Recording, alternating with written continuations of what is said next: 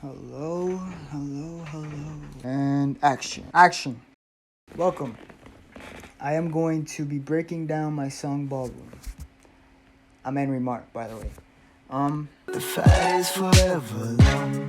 The fight is forever. In that daytime music, as well as the nighttime music. And maybe I see no losing. And maybe I see no losing. In that daytime music, as well as the nighttime music. And maybe I see no losing. And maybe I see no losing. The way this single came along, I was actually not gonna finish it. I created a beat and I didn't like it at first. Essentially, I went to the washroom, came back, and I started freestyling to it. And then I started finding all these melodies and cool little loops that I could use with my voice as the first verse, the second verse, the hook, and I started piecing it together, and then I added the words. I start off with the main melody.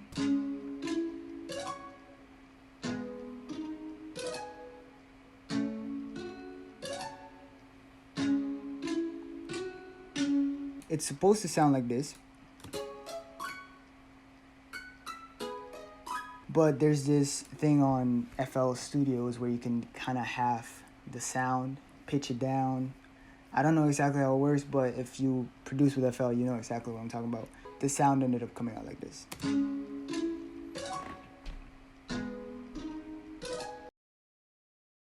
The second thing I added was the kick. It's very simple pattern. Is called 4 on the floor, I believe. It's just down every beat. The snare had a nice crunch to it, but I wanted more high end. I wanted it to sound fuller, so I added a clap with the snare. So originally, the snare by itself is like this. It still has crunch, still has punch, but the clap, especially since I put a reverb in the clap, and it sounds like this. Very simple. The kick and the snare, extremely simple. They sound like this together.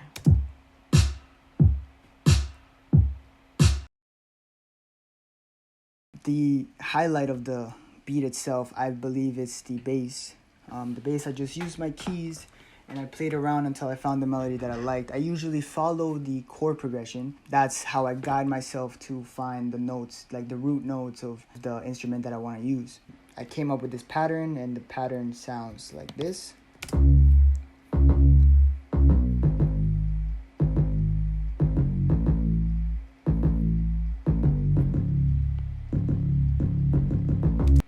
Together, the kick, the snare, and the melody sound like this.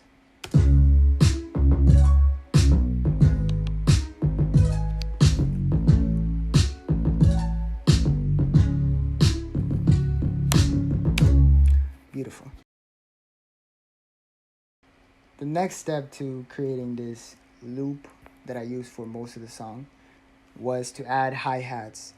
And with those hi-hats, I added a hi-hat roll. A just regular hi-hat that just steps on, that just does that. I don't know how to explain it. Yeah. And then an open hi-hat.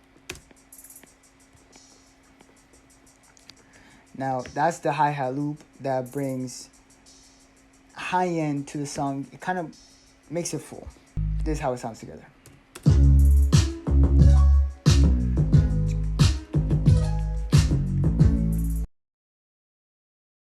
The second part of the song, I would call it part B, after the hook, has another instrument that comes in. It's very simple. It follows the same chord progression as we talked about. It's just a different sound that even with the way I use my voice in the second hook, it just fits very nicely.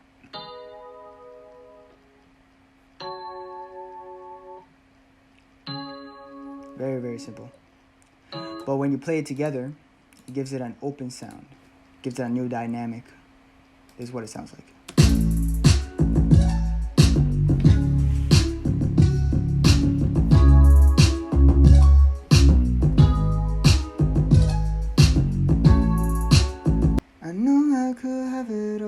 that part. Now the outro is not too different. Just two new instruments come in, and they're both pianos, just mastered and mixed differently. I'm gonna just show you guys because it's kind of hard to explain. So if you guys could see it or hear it, I mean.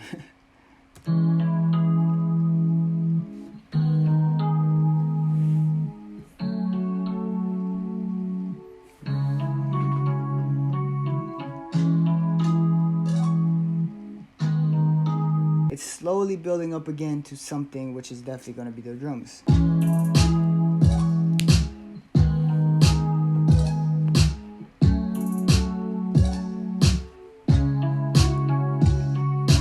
Now that sound that you hear right here, a piano with a chorus. It's not overly complicated. It's just the chorus basically just opens up the sound a bit more so we could hear it in the external parts of the stereo field. I don't know if that makes sense, but I'm just gonna say it because I feel like it makes sense.